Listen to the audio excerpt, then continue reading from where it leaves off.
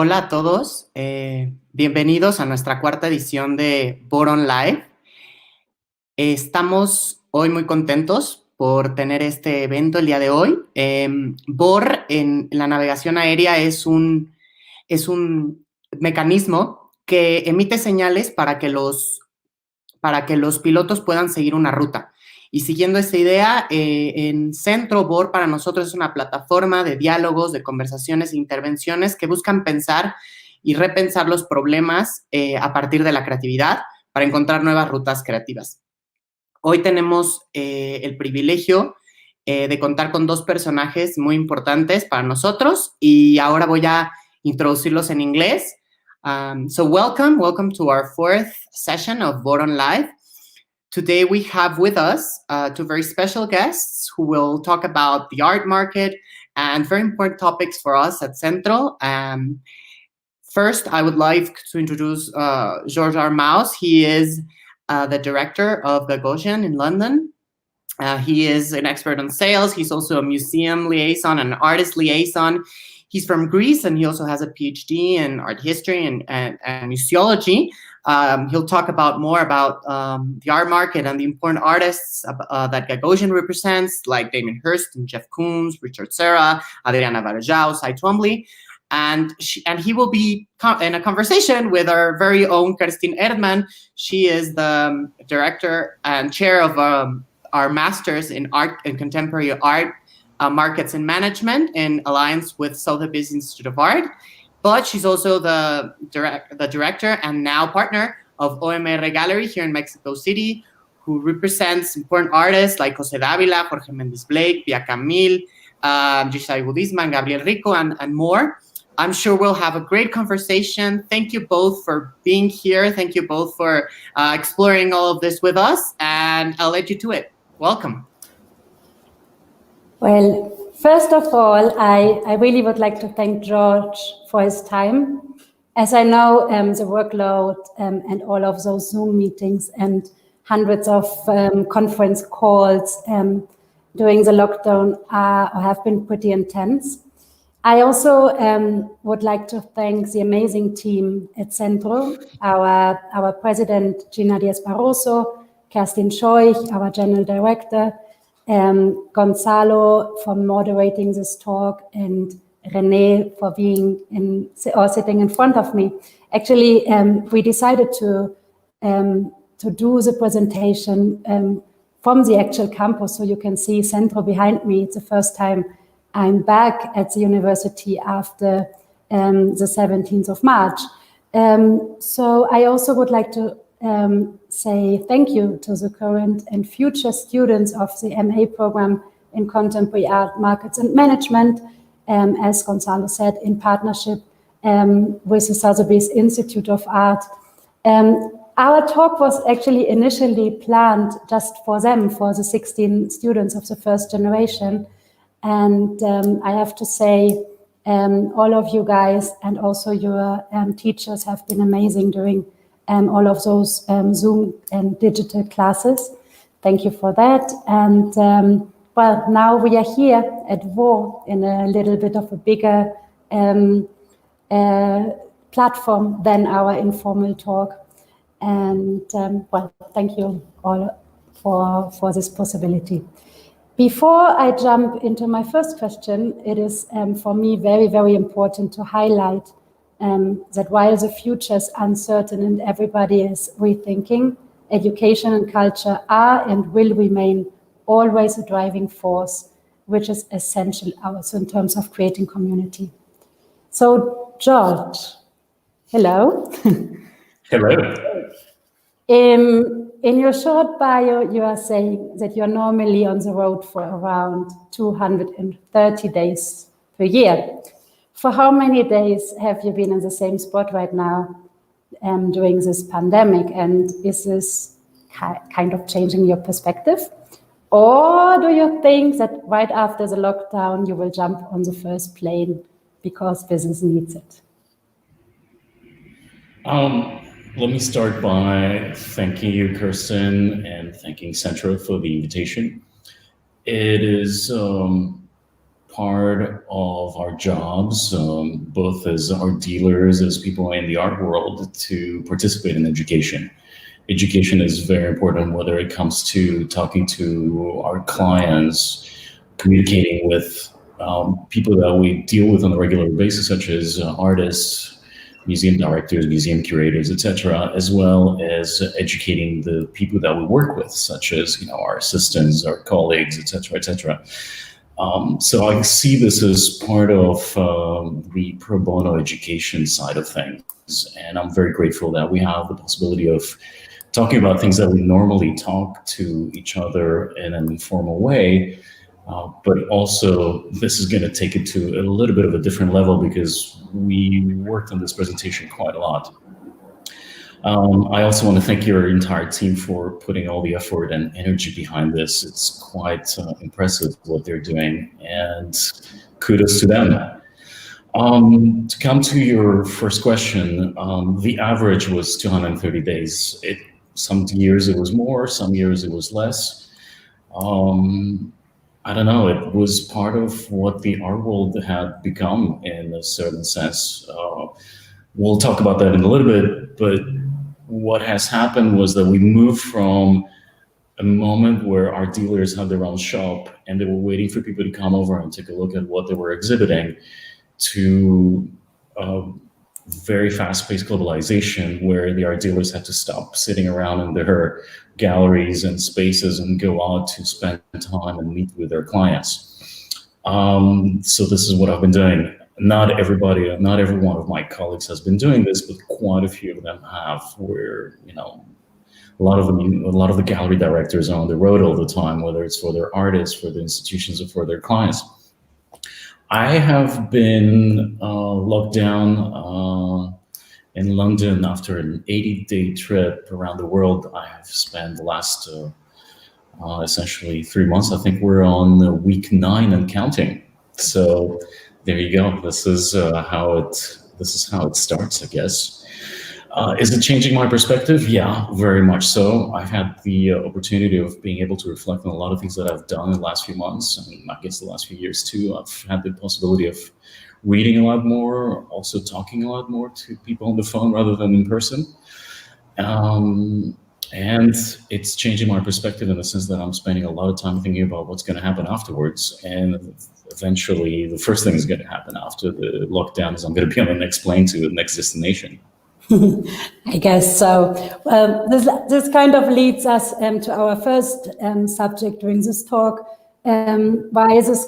Well, you kind of answered already. Why is this constantly traveling and being available 24/7 is the business model of a mega gallery like Gagosian and other galleries, but in some of them maybe in a smaller case. So we will start revising a little bit about what the art market states was before this pandemic.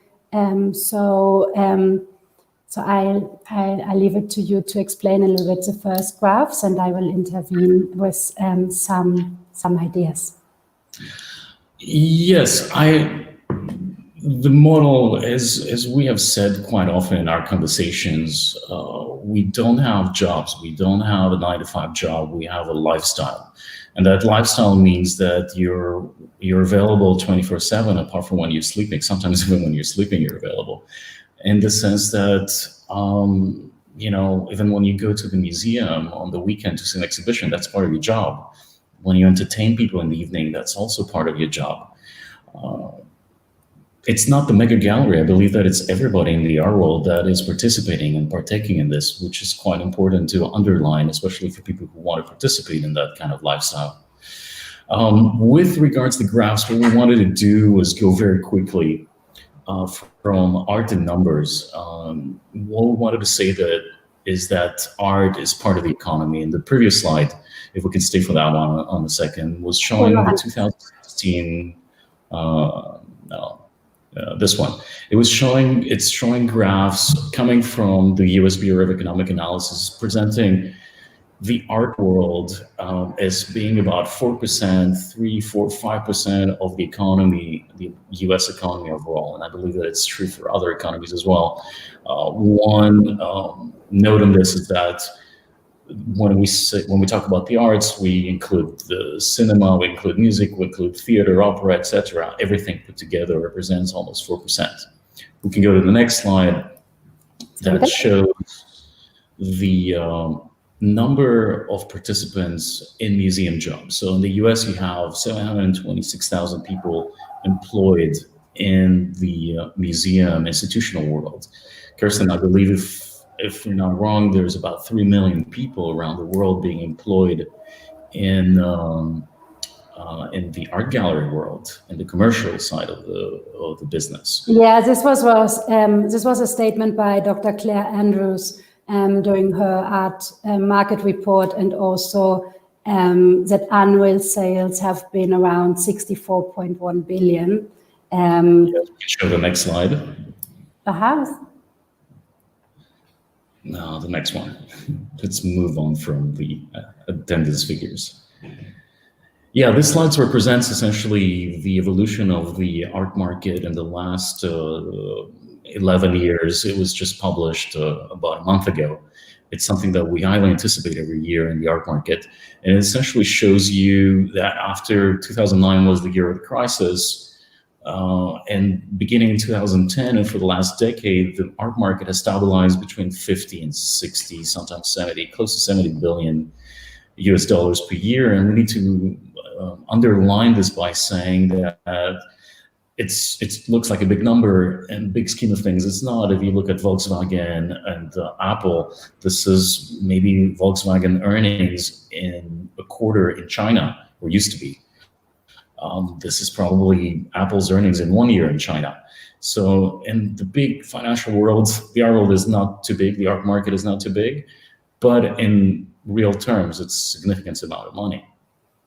Yeah, I guess it's also very interesting because this looks very kind of stable, no? From 2009, after the crisis, as you mentioned, the numbers a little before, like between 2007 and 2009, were definitely different, and there was probably a 40% loss compared to 2009. And as you mentioned, I was kind of looking up those numbers, and yes, Apple's worldwide annual revenue totaled 265 billion in 2018, and Amazon 280.5 billion in 2019. It will probably be more right now. Yeah, I'm sure we're all very curious about looking at this graph next year. And when Dr. Andrews is going to show us what happened this year in the art market. Maybe we'll move to the next graph. We wanted to show also the concentration of the art market. Essentially, what you're seeing here is that the New York, London, and Hong Kong represent the biggest share of the art market. And if we look at the next slide, this shows you the distribution of those markets depending on the categories. This concerns essentially the auction world, but I believe that it's very true, it stands true for the contemporary art world in which we participate, of the gallery world, where more than half or almost half of everything that happens concerns contemporary art. And then another 30–40% concerns the rest of the 20th century. So 1880 to 2020 is the vast majority of what happens in the art market. And I guess this just gives a little perspective of where things stand. And maybe this will bring us into the Gagosian and what part of the market is Gagosian, right? Exactly. And also in terms of numbers, it's important to highlight that there is around 27,000 galleries around the world and 55,000 museums and private collections, and 250 art fairs and biennials, many of them obviously cancelled or postponed. And normally, like another number before we go into the little bit more different part of our talk, dealers spent an average of 4.6 billion on art fairs only in 2019.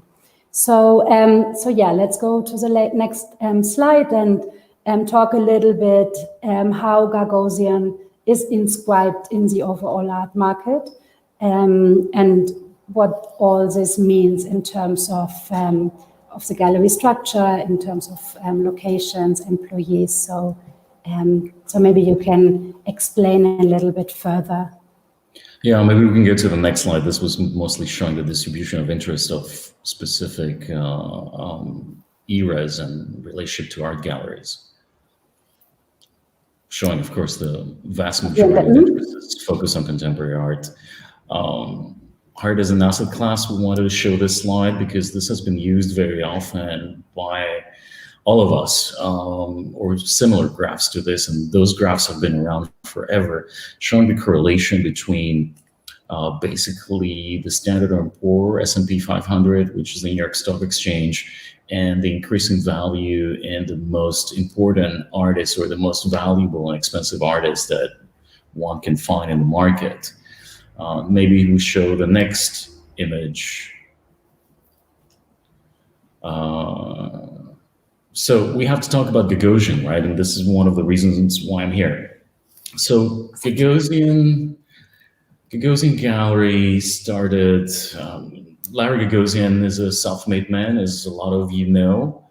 If you don't know, we have a few recommendations for further reading, interviews, and so on and so forth. Larry Gagosian is a self-made man. He started his gallery. He didn't exactly start his gallery. He started by selling posters when he was in university. And then he opened a poster shop, and then the poster shop slowly developed into an art gallery. And that art gallery started from Los Angeles. He started coming to New York very often in the late 70s, early 80s. And he became one of the people that were essentially under Leo Castelli's umbrella.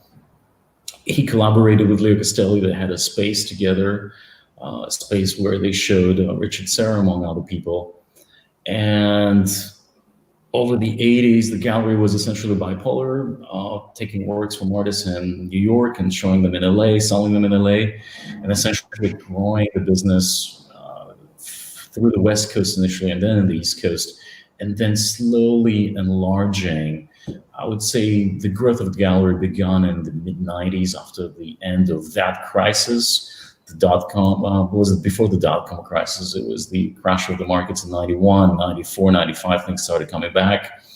And the gallery started growing after 96, opening a space in London in 2000, and then slowly and surely growing bigger and bigger and bigger, up to a point where today we're a company with more than 18 locations. We can show the next slide. We just wanted to show a few of the locations that we have. We have pretty much 18 locations in 10 cities. We can show the next slide that gives you the list of the artists that we represent. We represent 90 artists in the States, out of which 15 women. We have 300 employees all around the world. And we're essentially probably the biggest gallery and a model for everything that came later on. In our conversations with Kerstin, we're talking about the idea or the model of the mega gallery, right? So what is the mega gallery? I wanted to connect that there.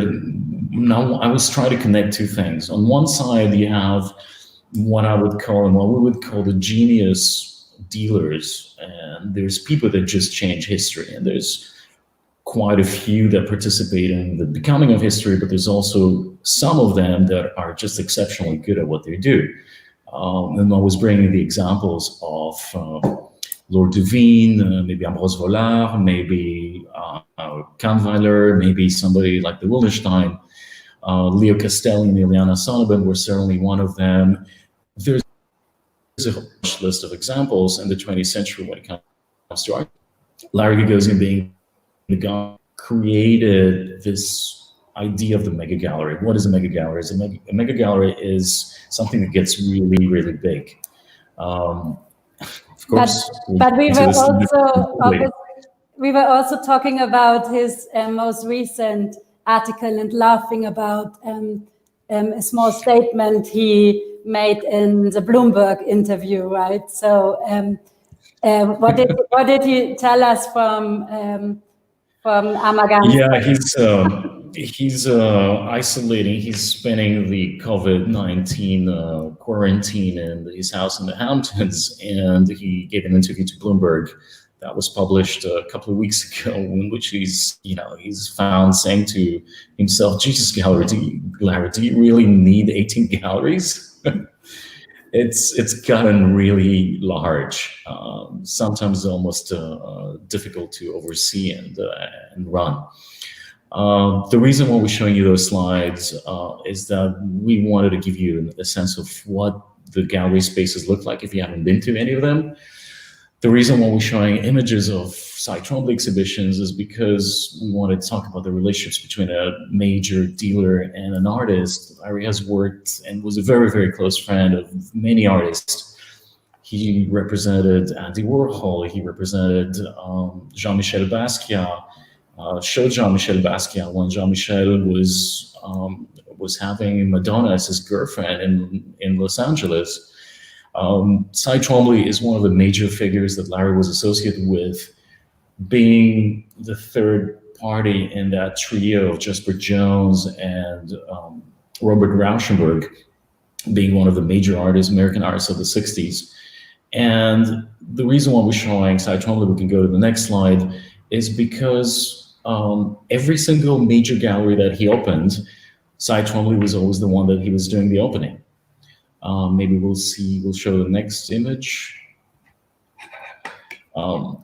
Another particularity of the gallery was the gigantic spaces that were created. The 24th Street space in New York that was open in the 90s. Well, of course, he started showing Richard Serra with Leo Castelli in Soho, but when he moved to Chelsea, the space that was built, 24th Street space, was purpose-built in order to receive works by Richard Serra. The sculptures that you're looking at, they average between 220 and 280 tons. And it's not very easy to bring them in or bring them out. Maybe the next slide. Another one of those gigantic installations by Richard Serra. One more. The gallery spaces that he created was always in collaboration with major architects. And they're particular in the sense that they're very modular. An artist can come in and do whatever he wants with it. We talk about mega galleries because it has to do also a little bit with space. The square footage of the galleries that we have and other dealers have developed over the years are just gigantic. Also creates a little bit of a problem when artists try to fill them up and create artworks that can't fit in anybody's apartment, but that's another story. We get them to build museums for those. Next slide. But also talking about the mega gallery, I was very impressed by the number you gave me that you already published 500 books during the gallery history. Absolutely, and we're going to come to this in a second because now we're showing Jeff Koons, again, one of the major artists of the 80s with whom Larry has been associated to a very large extent. Maybe show the next slide because we're coming to something even more, this is an image from one of the installations in Los Angeles. And to link the two things, one of the innovations that Larry brought, there's a few innovations that are very important. One of them was essentially doing museum exhibitions in gallery spaces, not only museum exhibitions, well, Picasso is one example. We did a retrospective of Piero Manzoni. That was the first retrospective of Manzoni in collaboration with Germano Celan, who recently passed away, sadly, also victim of COVID-19. Larry has done tremendous shows borrowing artworks from institutions, which is something that has never happened before, something that we need to underline, doing publications that would run in the 200, 300, 400 pages and essentially competing with major institutions and creating an example that wasn't there before, that was followed by a lot of other people. And the last thing I want to add in the sense is that Larry was probably the first person to initiate and institute the commissions for his sales team, meaning that every employee that was capable of selling works was having a little part of the pie at the end of the day, which created a carrot for the salespeople and also created occasionally animosity inside the gallery when we're competing with each other to try to get the first access to the works to sell to our clients. Yeah, you work with the most established artists worldwide, and you are also the artist liaison for Anselm Kiefer, and we have seen like those 4 big examples of very, very established artists. But to keep the gallery relevant, you also need, or most of the time, to include a younger artist and to show innovation. Sometimes, obviously, a mid-sized gallery prepare the artist and then you take over. How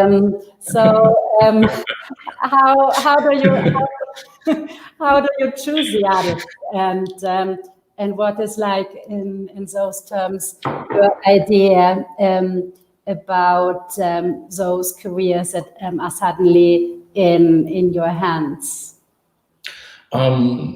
As we were saying, and we try to simplify things a little bit too much sometimes, but you essentially have 3 levels of galleries. You have the what you would call the startups that are essentially looking and finding the young talent, artists that are in their 20s coming out of art schools, in their 30s making their initial steps of their careers.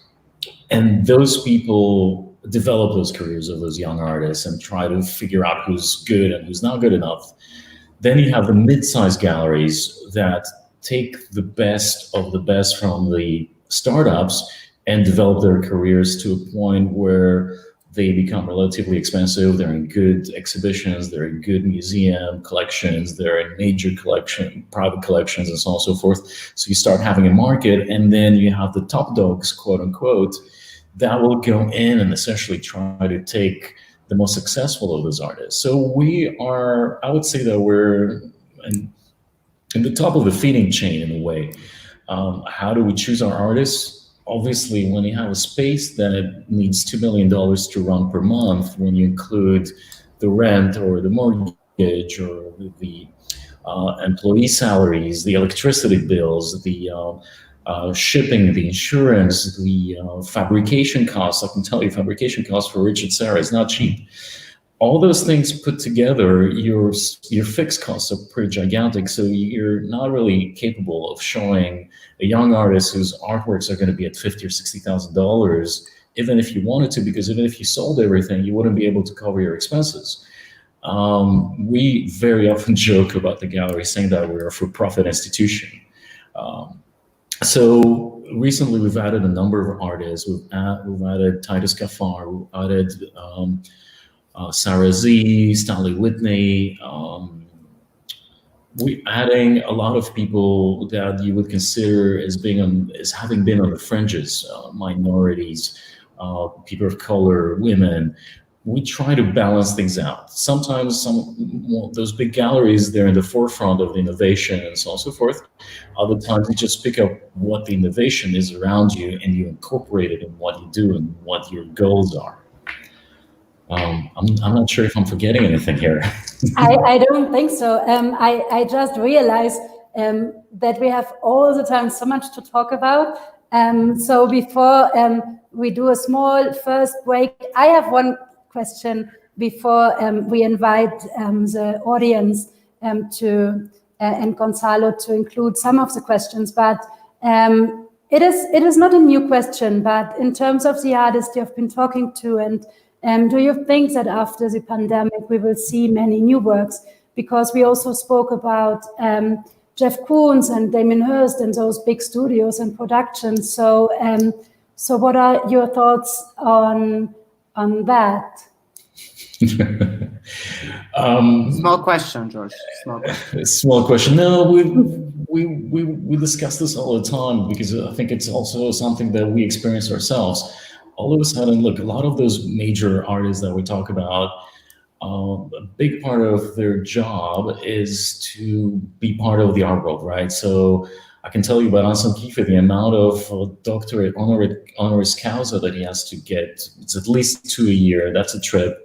He has to attend 5 or 6 openings. There's 7 openings a year. He's hosting people at his place, people like Damien Hirst, Jeff Koons. You know, you have to go to the gala, you have to go to this opening, your friend is having an exhibition.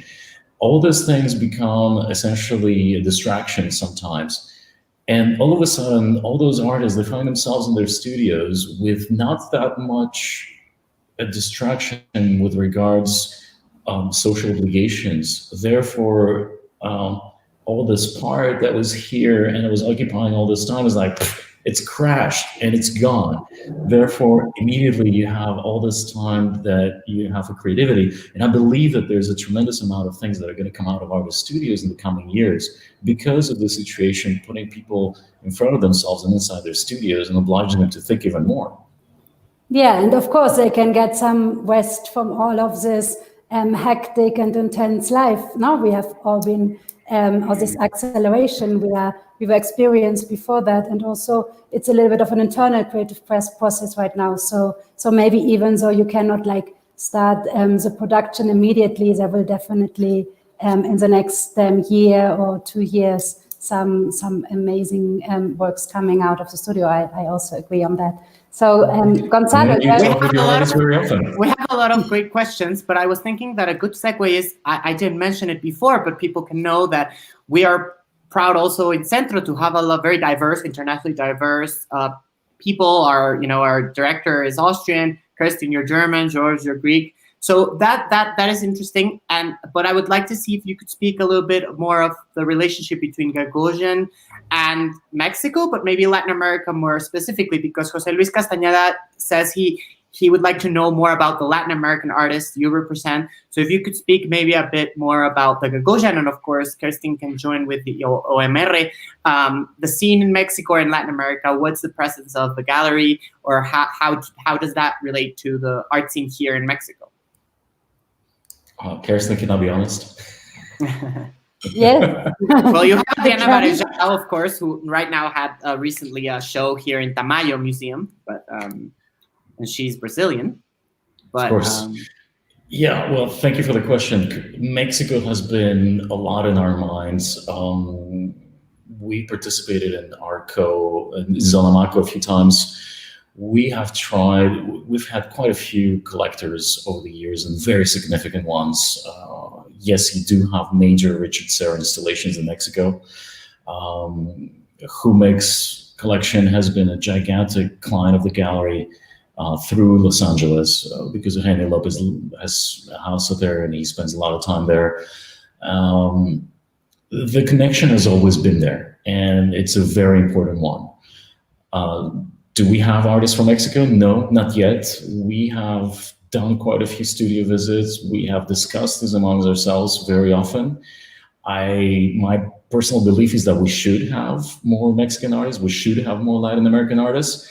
Perhaps that kind of wave has not reached the higher echelons of decision-making inside the gallery, because Larry makes all the decisions, but there's also a committee that helps and suggests artists. So that's part of something that is always under consideration and always under discussion. Maybe I should put as a parenthesis, as an asterisk, that one of my favorite artists, Michael Heiser, his father was a pre-Columbian archaeologist, and he lived in Mexico City for a year. And a very large part of his work is informed by, pre-Columbian, Mayan, and Aztec architecture. We do work with Adriana Varejao. She's a major Brazilian artist, and I just hope that we can do more things. Do I believe that the markets are mature enough? Then we have to go into considerations of taxation. The reason why we don't have a gallery, for example, in Moscow is because import duties were gigantic. The reason why we don't have a gallery in, Shanghai, again, import duties become a problem for the collectors. So there's a variety of considerations that you put into the game when you're choosing where to open a new space, or when you're choosing which artists are you going to be able to represent. Also, there are artists that we would have liked to represent, however, the competition has gotten to them before us, so we can't really touch them. And this is interesting what you mentioned, because there's two like related but separate questions that have been asked, and that also I think Kerstin, because of her experience in OMR, can come in and ask. But some people are asking, how has this impacted particularly the people who work in Gagosian, like the pandemic, regarding their own status in the gallery, and how you've managed your colleagues there, but also if this is also an opportunity, for example, to Anelia Pintores asking if this is also could be a situation to open the door to see art as an investment asset right now as well. So for once, like the ways you're managing in your own galleries, but also how this could open up the space for art as an investment right now too. I actually think it's a very good question, which kind of leads us also to our next subject, because collaboration obviously is a big thing and a big part happening right now between big galleries and smaller galleries, and also in terms of the one-by-one communication we are having with the artists and with the collectors, and also like suddenly there's a pause, even though there are many things to do. There's a pause. People are reflecting, and they're coming great ideas out of this crisis, not only in terms of new works coming from the studios, but also in terms of the digital. So so maybe this we can kind of continue with. Sure, you can continue with the presentation, and then a little bit like include the questions you were mentioning. Exactly, because Gabriel Charles, for example, who's our chair of our business MA here, is also asking particularly in the digital initiatives, how that has come in right now to help expand the business. So I'll let you guys continue with the presentation, and maybe, yeah, you can incorporate all of these questions in it. Exactly, and we will see you in a little bit. Thank you, Gonzalo. Excellent. So actually, this was something we were like talking about a lot, and this gives us also an idea in how the market state is right now. Can you really see innovation in terms of the digital platforms or creative ideas? I think there are some pretty amazing things coming out, but I'm also still doubting a little bit.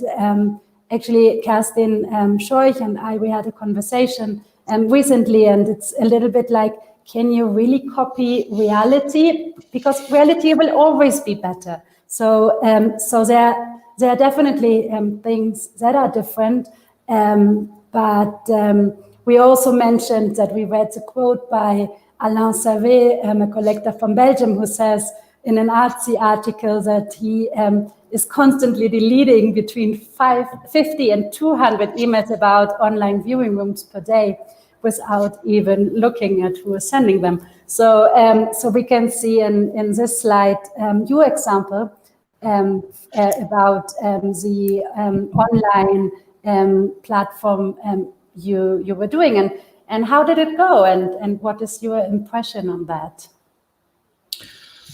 A lot of subjects at the same time. Let's start picking them apart. As everybody knows, the art is essentially, the relationship with the art is very linked to the actual experience of the artwork. And the experience of the artwork comes through framing devices, whether the framing device is called a gallery, an auction house, a museum, a sculpture park, or anything like that. It's a framing device to which you have to show up and see things physically. What has happened when the train hit us recently with the COVID is that, first of all, of course, all of the spaces had to close. We were among the first gallery to close everything to protect the employees and also protect the artists and our visitors. And then we had to try to fall on our 4 feet like cats. And the only thing that we and everybody else had access to, essentially, is the internet. Whether it's our Zoom calls to communicate with each other or the online platforms, this is what we had to focus our energies on. And I must say that I'm very impressed with what my colleagues have been able to achieve, in the sense that we focus an enormous amount of attention and personnel and authority on the websites in order to make them not only visually interesting, but also suffuse them with content. If you visit the web pages, what we're doing right now is we're giving the spotlight for one artist that was supposed to have an exhibition right now in one of the Gagosian artists galleries around the world. So he gets the spotlight for a few days or the entire week. We also give attention to our secondary market work. And this week we've been presenting Tom Wesselman. A couple of weeks ago we showed Cecily Brown. A lot of more beautiful things are going to show up. I believe that everybody essentially had to barricade themselves in a way and try to defend the owner and the continuation of the art market by using the online platforms. And Kerstin, you and I have been looking at those things a lot. It's not just Gagosian Gallery, it's also the competition of Gagosian. We looked at David Zwirner and what they've been doing. The side-by-side with Victoria Miro is an exceptionally good website. Maybe we show the next slide. You particularly like the France West 360. That's probably one of the ways that we will be showing sculpture in the future. Hopefully, we will be showing sculpture in physical space so people can see it. Maybe the next slide. David Zwirner created this platform in New York where he gave visibility, he gave a platform for younger galleries to be able to do things themselves. Maybe we can show the next image that gives the list of all the galleries. Sotheby's Institute, is that the next slide? I believe it is. It is. No, this is they also did a pretty good job. But again, those are also initiatives by the big players, by the mega galleries, because they have also like the assets in investing in those platforms. So of course it's interesting that you can see this collaboration also, that David Zwirner is inviting smaller galleries, and Jeffrey Dage is presenting this gallery platform LA. So there are many things happening, and well, something unthinkable also happened. The next slide. Innovation. This has never happened before. Sotheby's showing other galleries and helping the galleries to grow and sell their artwork through their platform. It's pretty fantastic, though. Yeah, new business models.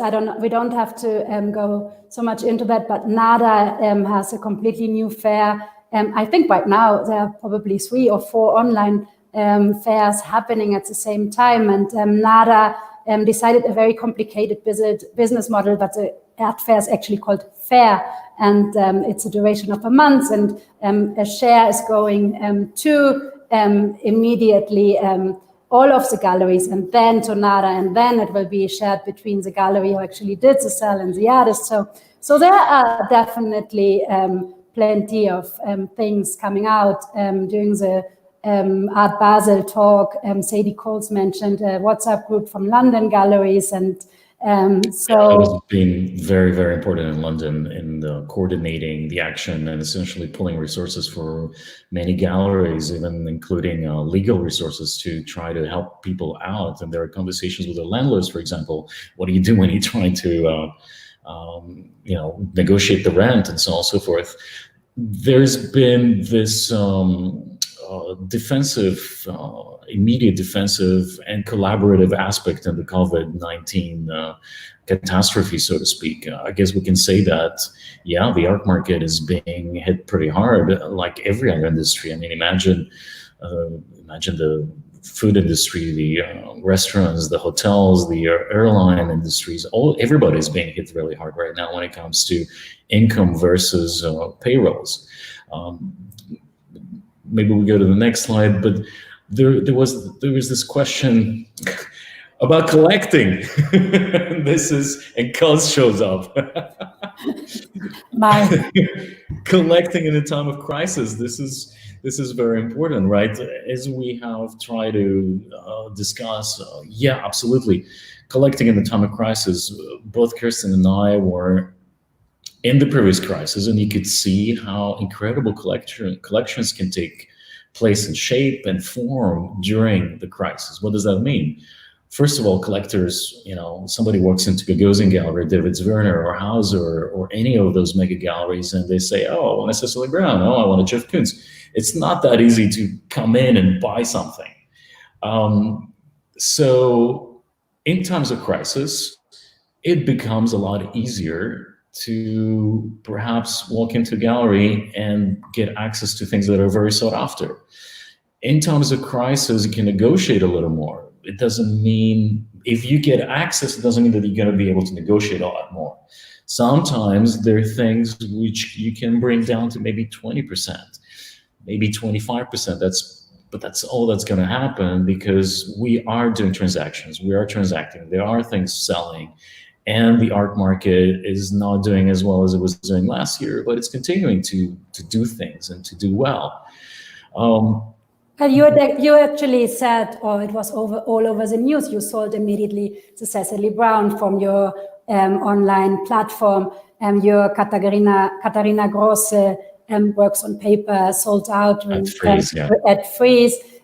So right now, maybe the market is down like a 31%, but we can expect to lose probably, those are numbers that are in the different art newspapers, that we can expect to lose a 73% in gross revenue for the second quarter, so which is definitely a lot. And maybe doing one of those online fairs, sales are probably only like a 20% of all of the works that are shown. So yeah, there is definitely some activity, and you have access to work easier, and you have great content coming out. No, it's fantastic. Like how many possibilities you have that you can suddenly watch plenty of conversations online, sometimes too many, you don't even know what to do first, or videos or great articles and inside studio visits. So there are plenty of things. There's great content out right now, no? Yeah, absolutely. But I have to say, before we get to the questions and answers for a second, I have to say to whatever collectors are listening to us, that if you look at previous crises, the market always comes back. If people want, I can send them graphs that the New York Times was publishing in the 50s and 60s, showing the evolution of the art market. Yes, during times of crisis, there's a lot of uncertainty. However, if you think that things are going to be cheaper in a year from now, they won't be. And if you think that the art market is not going to come back, I think you're wrong, because it always comes back, and it always comes back with a vengeance. And before you know it, the prices get hard again, and things go skyrocketing in auctions. This time it might be a little longer because everybody's on their knees worldwide. However, I'm not going to try to divine what's going to happen in the future, but we saw it in 2008, 2009. By the end of 2009, beginning of 2010, the market was back to its feet. And it was churning out like no tomorrow. And Kerstin and I guess, remember very well how we went from, traveling 60 days of the year to traveling 200 days a year in the course of a decade, gradually. I never did that many days, but yeah, travels were obviously a big part of our jobs. But also, just before Gonzalo can shoot the first question, what is definitely interesting is that after the crisis in the 80s, Gagosian came out, David Werner. So all of those crises gives amazing opportunities, and definitely right now the speed in how many things happened at the same time is also kind of fantastic. And it's just like I would throw it into the room, like, is it still possible to disconnect? So maybe Gonzalo, you can follow up. That's an excellent point, because you were talking about the instability, but also the instability that we can see now, but also how it will come back. And regarding that, for example, we have Alejandro Vergara actually asks, if you have any specific ways or strategies that you think galleries should adopt to activate or reactivate all their movement and sales right now? And Fernanda Angulo also asks, like, what should be the main or the core concern, of course, of galleries? We know selling is one, but what strategies could you mention to like activate galleries or to keep them moving right now that maybe traditional ways of selling artists are not happening? Well, Kerstin, what do you think? I definitely think that two or three things. So reflection and is definitely for me one of the first important things. Reflection, content, and we are not stopping having those one-by-one conversations, which has always been like a core of the gallery, like the relationships, being in touch with your colleagues, being in touch with the artist and with the collector you have been in touch with for a longer time. I'm having meetings with them or calls, and it's also very interesting to listen to their thoughts. A very good collector and friend of mine actually is not missing the art fair, but he is missing this moment in actually seeing an artwork, and then actually which will probably always be like a huge part. This will never be replaced by anything else. So I guess it's easier to reach out to the collector you already know, and also kind of follow up on a previous interest. So if they had interest in a specific artist, and and there are some interesting things cooking or being produced in the studios. So I guess those are probably some of my my ideas and answers to that question. You want to add something? Yeah, and there's one specifically for Georges, because they are asking how, like, if you could also explain how the committee, the Gagosian Gallery committee that you mentioned, is like works and how it comes together, particularly right now, if they have new directions for the gallery or if they've signaled changes because of the pandemic. Well, two things. The first thing is that I guess what is most important for us is get back to the galleries and deal with our withdrawal symptoms from actually experiencing the art in person, because this is why we're in it. It's sort of an addiction to be able to be in the physical presence of an artwork. I mean, I can show you as many pictures as you want of a Cy Twombly, unless you see one in real, it's not going to do it for you. Exactly. You can't show a 23-meter Richard Serra sculpture on a picture. It's not going to happen. You're not going to have the physical sense of it. Or, you know, a 4x8-meter painting by Anselm Kiefer. It doesn't make sense. So our first thing, as soon as we can, is to open the spaces so that people can actually visit in the most safe way possible, wherever those spaces are. And we already started in Hong Kong. You got to take your temperature. You got to show your WeChat and make sure that you're okay. With regards to the committees inside the gallery, we don't have one. We have 5 or 6 actually for different things. They talk regularly and they continue deciding on the programming. It's essentially like a big institution. That's why I mentioned before that we're a for-profit institution. We have a lot of our colleagues that are selected based on their experience, their knowledge, their closeness to artists. Each committee has 5 or 6 or 7 people, depending on what it concerns. So all these people are talking to each other constantly, and then, you know, there's maybe 5 or 7 in that committee, and then we're maybe 70 or 80 people influencing the decisions that are happening in the gallery. So communication is the alpha and the omega in this specific case. We just try to figure out how we're going to get back to the reality that we knew before, which is what is the intention, what is the hope for us to do. Showing art and presenting and educating people about what we present, what we're showing, what artists are doing. Yeah, and maybe this could be a segue to your next section. But for example, also Diego Marquina, for example, asked if people are thinking of starting like in the art market right now, even considering the situation, how or what would you say to them, or what advice could you have, even if they're trying to integrate themselves to the market in an uncertain time or troubling one? I don't know if it's very risky, but it's a good question. Well, I guess price transparency is something totally new. So sometimes new collectors are probably, it's easier for them if you think that some of those works are probably way out of the budget they are wanting to spend.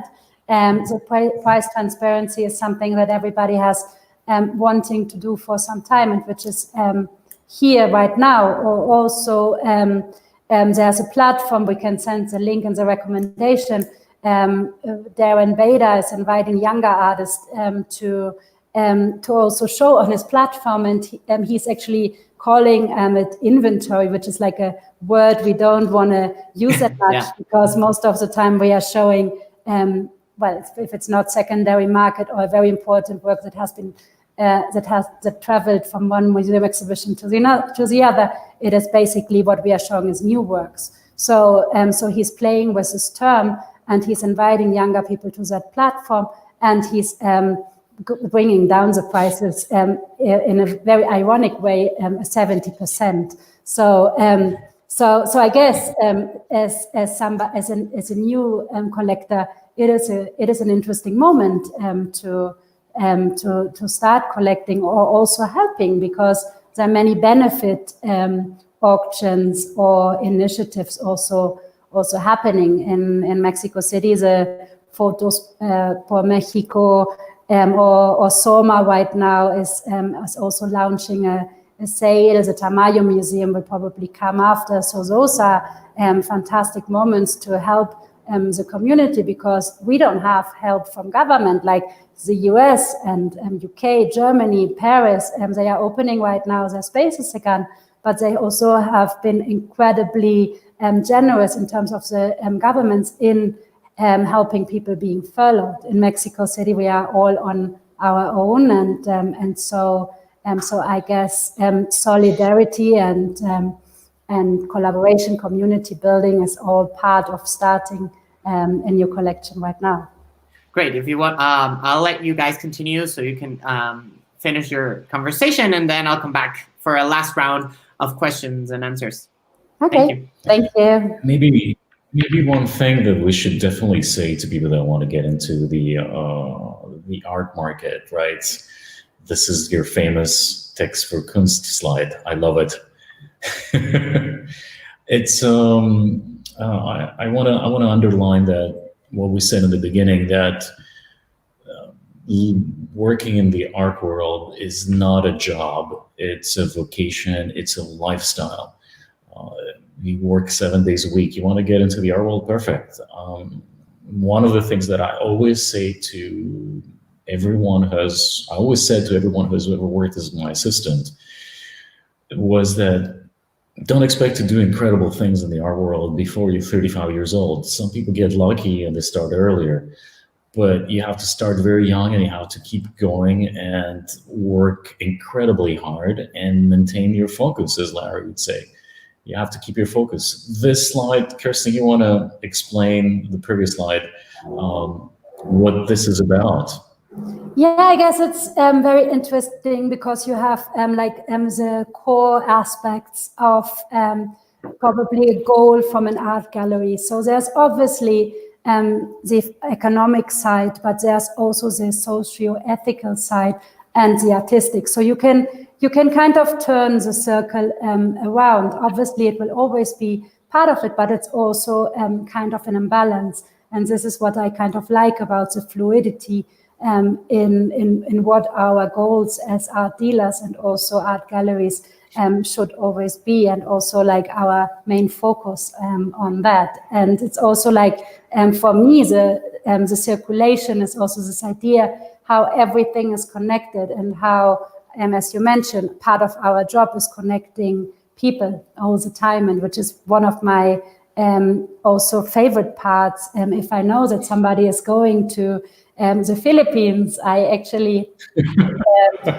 think some of our friends tuned in. So it's interesting that you also can recommend, because we have also, beside, it's not everything is glorious. There's competition, there are many things happening, but we have the privilege in connecting people, meeting amazing people all over the planet, and also this constant education. You never stop. You just went on your sabbatical trip, and you've been able to see all of those sculpture parks at the same time. So I guess for me, this is a little bit the idea of this graphic, how everything is connected, and how also the value is definitely there. And it's nice if you think about how you can move it around and put one on the top of the other, or no, it depends a little bit on the project you are doing. Maybe we can go to the next. Can I make a comment about the slide? Yes. When I was growing up, the comment, my mentor at the time in Paris, who was an art dealer coming from another art dealer, has said, you know how you become a millionaire as an art dealer? You start as a billionaire. Saying that, you got to spend a lot of money and invest a lot of money and invest a lot of time and invest a lot of energy. Joking aside, the social aspect of things is very important. The ethical aspect of things is very important. Being true to the artists that we represent, and being true to your ideals about what you think that the art world should look like, which inevitably will take you to crush with other people. And ultimately, for me, what is very important is always education. It's, and I believe we discussed this on a number of occasions, saying that it is our responsibility to train the next generations and infuse the ethics and the morals that we can and we abide by to the next generation of people that work with us and will take our place in the future when we're no longer around. I think education is very important, and education happens very often by example, especially in the art world, including, being able to party until very late at night and then get up in the morning and be at your booth or your gallery at 10 a.m. and be completely together and be able to work. It's very important. Yeah. Talking about art fairs and partying and keeping up. And all of the fairs, because how many fairs were you doing before the crisis? Right now you can do, or you can check out a little bit an online art fair. I'm still not so convinced, because there's so many things at the same time you will see, but yeah, of course, we can be in our pajamas and go around a little bit, but it will never replace no encounters. The actual, exactly. No surprises. Maybe we can go to the next slide. Yeah, so we spoke about that a little bit earlier. Next one, Art Basel Hong Kong. Art Basel June is the online fair in Switzerland is happening mid-June. So you can constantly visit one fair or the other. And then the next slide is also interesting. After NADA, we spoke about the NADA business model already, but all of those postponed and cancelled art fairs. So biennials. So probably the list. I didn't even finish the list because it was ongoing. So let's see if Art Basel is really happening next September in person. Hopefully we will be able to travel again, but you don't know. We have to observe the situation. Connie from Troika mentioned to me that the Cambridge University is going back to campus in the summer of 2021, which is like kind of a shock. So So yeah, it's in a long time from now. and the Venice Biennial will be pushed back a year, no, to 2022, and so we can also show the next slide, but it gives us a little bit of an idea that everything is postponed or cancelled, or and basically there will be very few things happening this year. And I also, we mentioned in our previous conversation that for a curator like Cecilia Alemani, she also says she doesn't want to be remembered for doing the coronavirus biennial. So it's also like interesting how you can turn the page around and how you can engage in a different way after what we are living right now. So before we move to the questions, I just want to say that I'm very optimistic. I'm trying. I'm not every day. There are days that I'm not optimistic at all, but overall, I feel great confidence because I have been extraordinarily lucky to have met hundreds and hundreds of people around the world from any walks of life, from people that help us install the exhibitions, to people that pick up the phones in our galleries, to collectors, to museum directors. I see the community getting together, and I think that there's a lot of beautiful things that are going to come back. Everybody's going to be very engaged in the reconstruction, I feel, and I know that artists are going to come out and surprise us, and that's why I'm in the art market. That's why I'm in the art world, because it's about surprises, it's about learning every day, and it's about discovering things that are completely new. And I think that's very important for everything that we do. Of course, it's a great opportunity to rebuild and to reinvent some aspects also from the art world. No, so yeah, I guess we could talk. We could probably talk like now again, but let's invite Gonzalo with some more questions from the audience, because we are already 6 minutes. No, but it's okay. It's so interesting that I think everyone's still watching with attention. One very interesting question was if you have thought about new ways to also show art because of the health issues. So like if you have been considering or preparing your own gallery shows in case you are open to accommodate all the health restrictions that have been placed. I don't know if you've done those in your own galleries, if you've started planning and thinking about that. Government restrictions, we have to follow government guidelines everywhere. Now, I think they're going to be pretty much the same the world over. Wearing masks. But we can see examples. We can see examples already in Paris or in Berlin. So I guess sometimes people would only allow 1 or 2 visitors coming in, and it's a great experience also again for the visitor so you can book online tickets, or you have to organize very well instead of having a queue outside of the gallery, which will probably in Mexico not happen so soon. But no crowds at the Mona Lisa. Let's all go to the Louvre.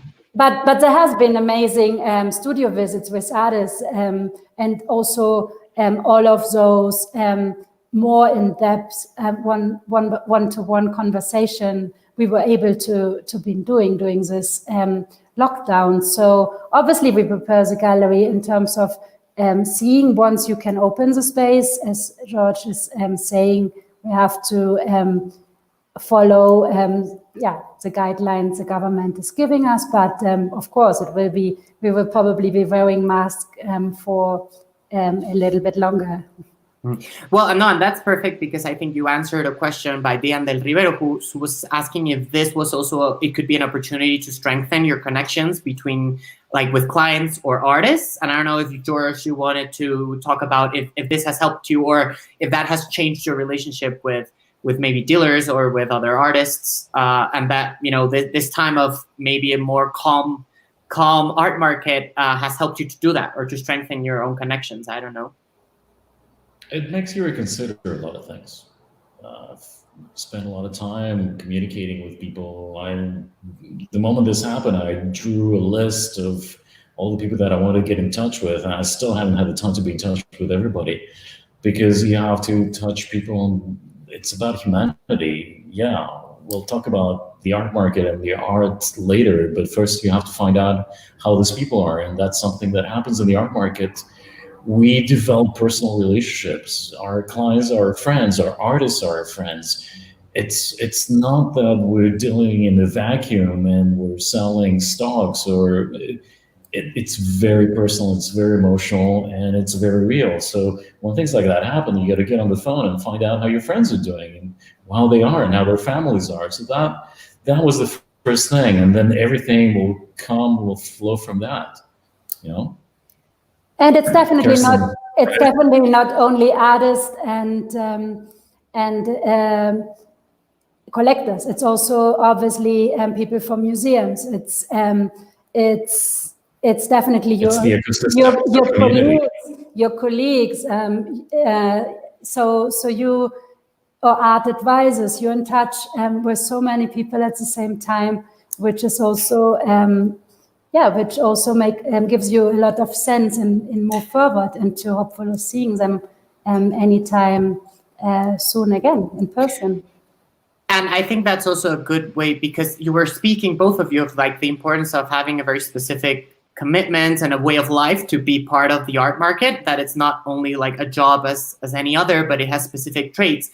And maybe also the pandemic has helped you realize further specific traits or characteristics or personality issues that you would consider important for people to know if they're interested in coming into the art market. So I don't know if you would like to talk about that.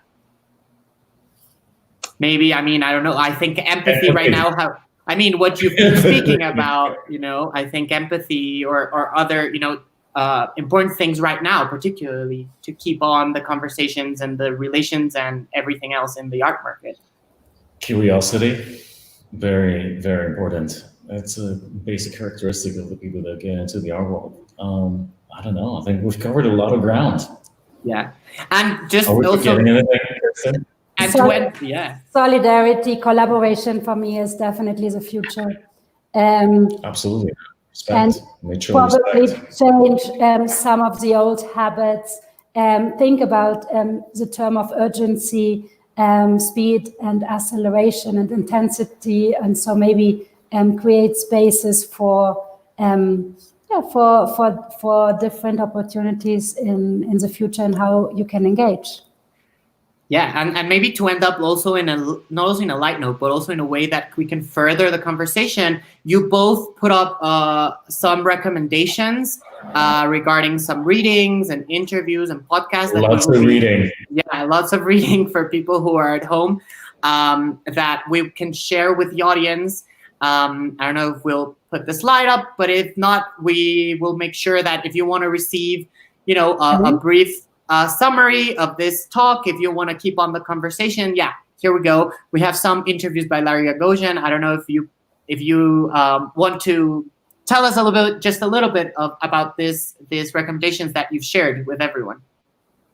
I think an exceptional interview was the one that he gave to Peter Brand. They've been friends, and Peter has been his client since the 80s. So there was this interview published by Interview magazine in 2012. There's an interview with the FT. There's another interview that is in a way at the Y in New York City that was done with Glenn Furman. That is very good if people want to see the man and how he speaks and how he thinks, and essentially talk about his life. For people who are interested in the art market, I highly recommend The Art Dealers, which is a series of interviews of major art dealers from New York in the 70s, 80s. That was published, I think, in the late 80s, early 90s. It's a seminal book. And my favorite reading from last summer was Snyderson Boom, which talks about the explosion of the art market. And it's almost like an hagiography of Larry Gagosian, but he talks very well with very good information about everything that has happened in the New York art market in the 90s, 2000 and 2010s, but just focusing on the New York art world, not so much on what's happening everywhere else in the world. I would start with those. These are great ways to get into understanding the market and Larry's position and the gallery's position into the overall thing. I'm sure there's tons of other things. Keep reading; it's very important. Yeah, and also you have the art newspaper, ArtNet, Artsy, so many. Includes the museums are doing an amazing job in terms of putting out digital content. Julia Stoschek collection is also making for the first time available videos from her collection. I kind of think there's not even enough time seeing all of those things, and it's a nice way of kind of maybe also concluding this talk, as I was Nadim Abbas was saying in an interview. My sense in this moment of crisis is that the internet is already oversaturated with remedies to pass the time and a certain contradictory anxiety to stay connected, positive, productive. Of course, this is understandable when there's so much at stake, but is it possible still to disconnect, to withdraw and recover a solitude that has become increasingly difficult to locate amidst the relentless murmur of our devices, both digital and mental? In short, to do nothing. If that proves to be difficult prospect, then I'm sure we will have tucked away lists of things that we always wanted to do, but never had the time for. I feel that anything we might add right now would just be another distraction. Well, no, that's thank you. I mean, I think it's a great, actually, like both of you have said, like a moment to also pause, reconsider, and connect in different ways.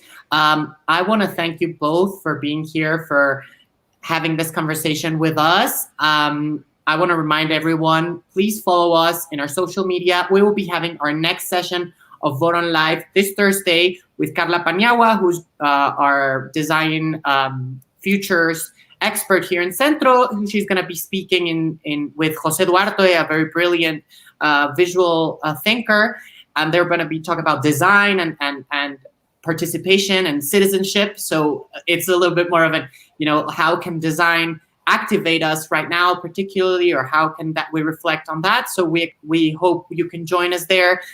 Please follow our agenda. Please ask us if you have any questions, not only of this talk, but of the program, the MA in Contemporary Art, Markets and Management that we have in alliance with Sotheby's Institute of Art. Again, thank you so much, Kerstin. Thank you so much, George. This has been a wonderful conversation. And everything that you've said will continue, I'm sure will continue to spark our interests on our thoughts on this. Thank you so much. Thank you very much for the opportunity, and just keep on the good work. It's fantastic. Thank you. I hope you visit us soon in Mexico too. Hey, this saved me a 10-hour trip. I can't complain. Yeah, but next time, just less business and more pleasure in Mexico. For sure. Thank you. Thank you both. Thank you, Kerstin. Thank you. Too. Thank you so much. Stay safe.